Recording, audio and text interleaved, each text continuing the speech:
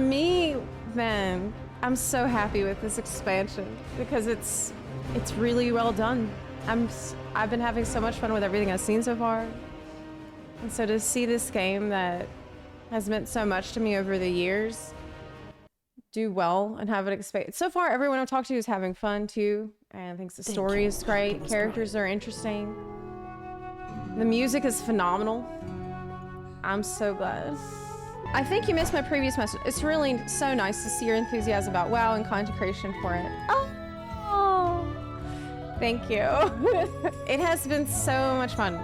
I could tell from your last FXV streams you really needed to step back from it. I kind of felt like I did, yeah. I mean, I kind of did. I was a little disappointed with Dawn Trail. And I'm not giving up on the game. I'm going to keep playing it. I'm keep making videos for FF14. But yeah, the truth is, I felt pretty disappointed. And I don't really want to raid right now. So, where does that leave you? Yeah. Thank you. I'm looking forward to the patch, the next story patch. I have hope for it. Could turn things around. So we'll see.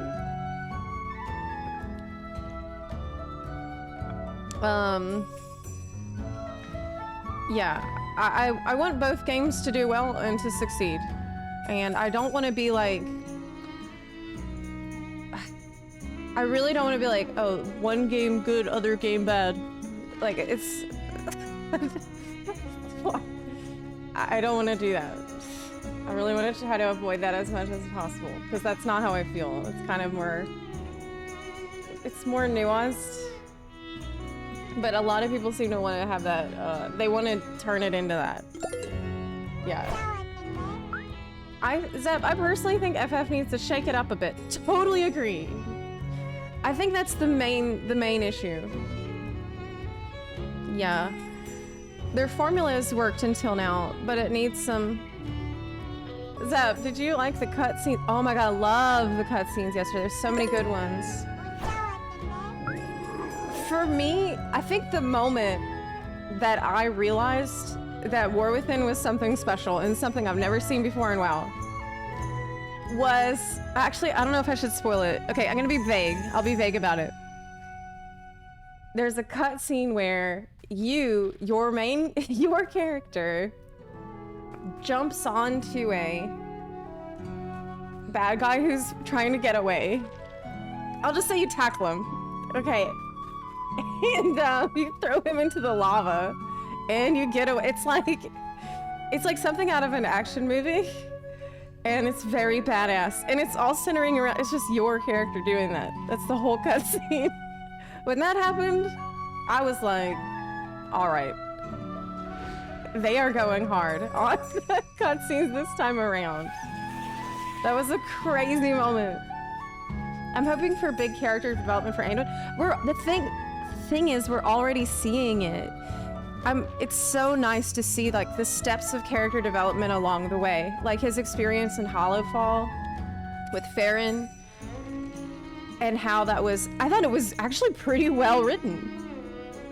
He's in the cave and he talks about how he can't breathe and he's suffocating because he can't call on the light and he just feels trapped, you know. And then you get out of that and there's a better moment with Farron later. And she tells him, just breathe now. And through that, he's able to find a little bit of relief. Like, does it solve everything? No. But it helps him reconnect with that side of himself a little bit that he thought was lost because he was able to hold hands with someone else. And that's kind of been the overarching theme here. Like, that's repeated later on when he has a conversation with Ilaria, who... we were worried about her because she started going off on her own and it was very dangerous. And he said something to her that was like, we just need to...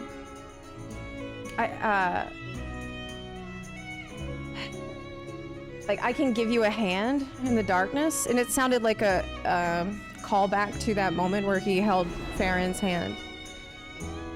And that felt like the overarching message. Thank you. We're stumbling through the dark. We're going deeper and deeper into the abyss. And so the only thing that's going to keep us safe is holding fast to each other. So we have that security. Man, I've never talked about the story in a while like this before. It's insane. The light shines even here. Damn, it's good. It's good. It's good. But yeah, I think that it is a mark of good writing to put the right characters in the right situation so they can learn from each other. I find Anduin and Illyria's character arcs are almost analogs to each other. Absolutely, very true. They're both burdened by guilt. They both felt like they couldn't rely on their faith, really. In a way, you could say that Illyria's faith in the void is something that gave her confidence and strength. It's different than Anduin's faith in the light, but in some ways it's similar in how Illyria felt like she didn't notice Salatath under her nose. In that sense, she felt disconnected from it, from the void. And I thought that was so crazy how they managed to set that up. Void and light being completely opposite forces in the cosmos. And yet Illyria and Anduin could bond over this sense of disconnection that they felt from it. And then, oh man, there's just so many puzzle pieces that fit in so well with the story they're trying to tell. Because there was a scene where Farron, everybody wants to flee and get away from the darkness. And Farron's like, no, we make our stand here. And she made the point that the light comes from within us. And we don't have to, she was like, we can't rely on Belladar forever. We have to rely on ourselves. And that was so badass. Man, Farron is a very cool character. I love her. Yes. It was so good. And that was actually a really important moment for Anduin. What did she say in that cutscene? Do you remember that Anduin repeated later? Oh, what was it? I'll have to go. I mean, I'm gonna probably be doing it again on other characters. I will probably do the entire campaign again on my my warlock. Did you see the cutscene? Yes. Anduin does a Varian leap. Yeah. That was really. At first, I was kind of puzzled by it, but it's explained later, and when it was explained, it really broke my heart. The story has always been, bro, Illidan and Arthas are so cool. Well, now it's kind of more than that. You commented on the fact that with WoW cinematics are a great example of quality over quantity. And I really do agree with that. Because there's not constant cutscenes, but they make really good and efficient use of the limited time that they have. I think because they're forced to go into it with the assumption that players don't give a shit about the story. Like, you gotta respect the effort that has gone into Within, because they were like, okay, let's try to make a really good story for a game that is not known for its story, and then people just constantly shit on our story. And so most people, no matter how good we make it, they might just skip it anyway. Well, it doesn't matter. They still put in a heroic effort, which I really appreciate. Unfortunately, 14 stories devolved into constant exposition and not much else. You're constantly being told why you have to care about this and this instead of being shown why. I mean, you're not wrong. I hope that they can take a couple pages from the way War Within has been told. I can't believe I'm saying that.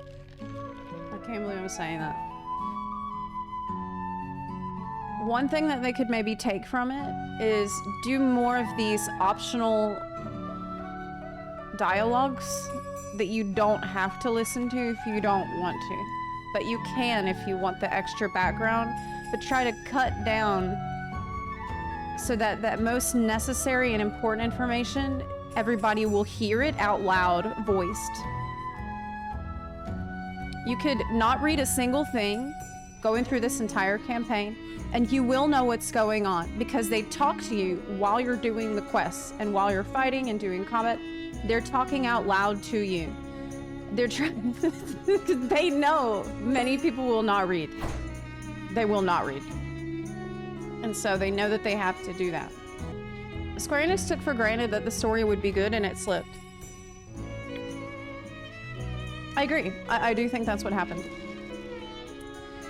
I feel like with War Within, Blizzard went into it with the attitude of, we need to prove to people that we can tell a good story. So we need to make sure we get it right. Do you think FF should implement talking heads so you can do gameplay while you listen to story? Yes, yes I do. I think FF should work on having more than 20 seconds of combat in 3 hours of story. Well, 20 seconds is a stretch. More like 5 seconds. Yeah. Enjoying survival always feels... Yes, I love survival. Especially in open world questing. I think nothing feels better. Well, that's not true, but a lot of things feel good open world questing. Not true at all, but... okay, it's my favorite hunter spec for open world questing. Because I love harpoons so much. But yeah. The amount of voice acting has been insanely amazing. Yes. I know. Every single story beat is voiced. Even some of the side stories I've heard voice acting in. It's been great. It's so wild how we just got Dawntrail's story in that reception, then come to WoW and have this level of storytelling. That's what I've been saying. I am literally in the Twilight Zone at the moment. I am in Bizarro World. My state of mind is currently that I want to log into FXV to do the raid. And I want to log into WoW to play the game and do all the things.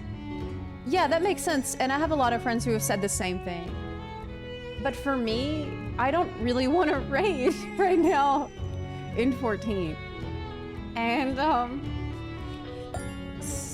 so I'm logging in to like feed my animals in my island.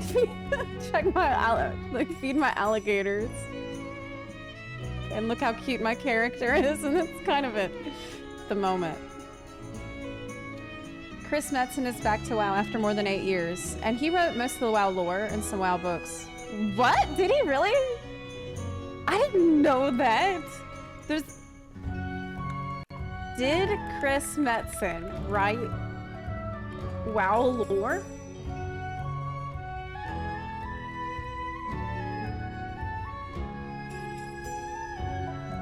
Oh my god, you're right!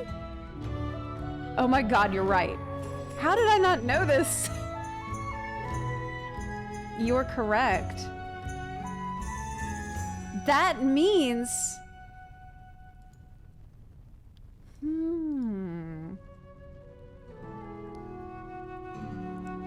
I cannot wait to find out what he's cooking for the War Within saga. He did kind of spill the beans a little bit, though. He did kind of... He said that you're not prepared for what will happen. It's kinda... I mean, that's a bit of a spoiler. It's a little bit of a spoiler for The Last Titan. I'm here for it, though. Illidan's probably still my favorite character in all of WoW. He's the best husbando in the game, and it's not even close. And Tyrande, I can't believe she slept on him, but honestly, she wasn't right for him. Illidan, he needs to find somebody else. I hope when he comes back, he can move on and find someone else. Like my character, specifically. Yeah. It's... The VAs are so good. The Weaver! Tack. Okay, so, Tack, I am so 100% on board with you about the obsession with this zone. And the Weaver over there, how cool she is. And Anub, the general guy, so cool. I love the way it's written. I love the way it's voice acted. I like the music. The story was amazing. It's been so cool. It's been so unique. It's like everything that we wanted when we asked for more Nerubian content in Wrath of the Lich King. At the time, people were complaining so much that Nerubians only got a little bit in Wrath. And they remembered. This is what we wanted, man. This peak, wow. Illidan will be brought back and be killed off to give Tyrande a power boost. He cannot be killed. He's unkillable. He's way too powerful now. He's like... he's an anime protagonist. Hallowfall wins it for me. The zone, the art, the music, the aesthetics, the dungeons. Even though the dungeons and M+, I feel like they're gonna be very rough. Yeah. Hallowfall is as good as Azj-Kahet, but they're so different in terms of theme. Like with Azj-Kahet, what I love about the Nerubians is they feel kind of lawful neutral. Like, not lawful neutral, neutral evil or lawful evil almost, where it just so happens that what we want aligns with what they want. And that's super interesting. I always think that's super cool to have that dynamic in a adventuring fantasy setting. But with Hallowfall, you have actually lawful good or neutral good characters. And so it's such a huge thematic shift from one zone to the other. But for me, my goods are of the highest quality. I really would like to unlock the City of Threads and have that be a major... Hey, is that a bun? Oh my god! Your character looks really cool. Lento, you look super cool. Enhancement Shaman is based. How's the new WoW expansion? It's amazing. It is amazing. That's what we've been talking about how good it is.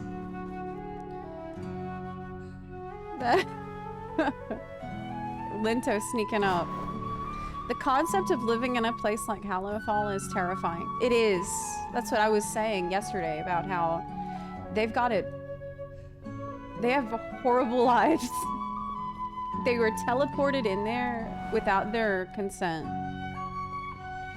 And then everybody is forced to fight in the military because there is so much problems from shadow monsters and bugs and Kobus. You can't leave your house without having some shit that's trying to kill you. It's awful. I just really love how carefree and laid back you seem playing WoW. You seem in your element and it's enjoyable. Oh wow! Well, I feel like relieved. I feel incredible relief to see the game that I love so much for so many years be good again. This is like I almost get a little emotional when I think about it. How this is 20 years, like 20 years ago, I went to GameStop with my dad to pick up the game. And here we are. All this years later. It's great. It's like, yeah. Nice. Is it both? Yes, dude. It's the story and gameplay and music that is very good this time around. It's been 20 years. And like, if you've watched my channel over the past years, well, what is this outfit? It's Sylvanas. Sylvanas, are you supposed to be doing Maw dailies? The hell are you doing here? Go back to the Maw, girl. You didn't... Tyrande said you can't leave yet till you did every Maw daily. Mm-hmm. That's your punishment. I forgot what I was talking about. I totally forgot. Oh, I remember. What I was gonna say is, if you've seen my stream over the years, I've always said the same thing. I've always said, WoW is like childhood friend that I grew up with that gave me a lot of comfort and meant so much to me. And then when I felt like WoW had kind of gone to the gutter, which was after WoD, during and after WoD, I was like, it's like seeing that friend lose their way, but always be checking on them and seeing if there's been any progress. And so I've never got completely disconnected from the game. I always watched. It's crazy to me because I remember watching Asmongold stream. I watched Reach's videos all the time, Bellular's videos. And now, like, after all these WoW players came over to Final Fantasy, I was able to meet these people in real life. I've met Bellular, and of course, I've met Preach several times, and I consider Preach to be a very good friend of mine now. I would say he's one of my best friends. And it's wild to me looking back on the time when I would just watch his videos as like any other viewer. And now I'm like, okay, now this is someone who I consider to be a very good friend. Didn't Yoshi P just do an interview on why people aren't playing 14? Did he? No way. No, he wouldn't do that. He wouldn't do that. I'm Googling it right now.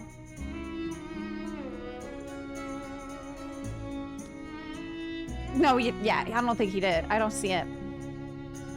That sounds not true. People aren't playing 14 because the game's stagnating without listening to player feedback for years. Kind of a Genshin Impact's issue. They do listen to player feedback. I wouldn't be completely a doomer about it. You can see that based on the combat. That's much, much better now. The combat is vastly improved, and they've made some new jobs that are good. I like the Viper job. Picto's cool. So, I'm not going to be a doomer about 14. I think it's not necessary. But they do need to pick it up with the story next time. You said I think they need to change dungeons, too linear and no exploration. I think they need to change the open world. I personally think they need to work on the open world, be more exploratory. I really dislike doomer attitude, unless it's warranted. From what I've seen, FF14 doesn't really have a problem at the moment. People always be dooming early. I really try to avoid a doomer attitude, because that's just not how I see things. I tend to be pretty optimistic.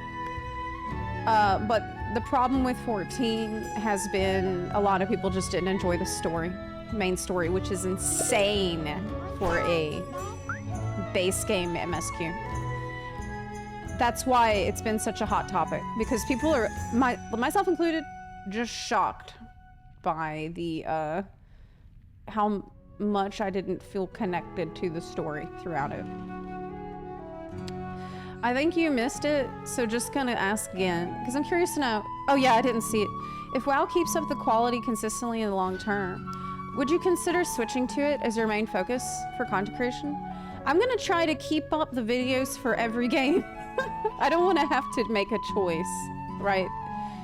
So if that means I need to get more help, then that's what I'll do. I already have gotten some help with editing, so that I think I'm going to be able to do that.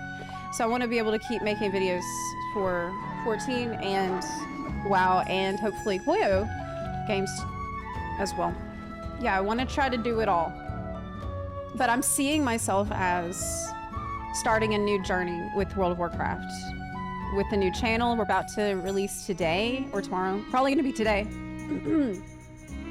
It kind of reminds me of when I first started with FF14. I kind of feel like I'm like a baby streamer again. Really. That's how I felt lately. Because I'm thinking about, okay, well, we need channel art. I need to come up with some like game-specific goals and redeems and stuff. Yeah, it's kind of exciting. It's exciting to start a new journey that I'm really enthusiastic about. It seems like the feedback from the new WoW expansion has been positive. It has. It has. It's good when both games do things well. Totally agree. Totally agree. Healthy competition makes both better. Sleepy and Co, you're completely correct, and that's why dooming isn't helpful. That's why it's not helpful. I really think that every single person owes it to themselves to play through the FF14 story. Really. It's just too good to miss. And I still stand by that. And a lot of people are not even finished with it. So. At least up until Dawn Trail.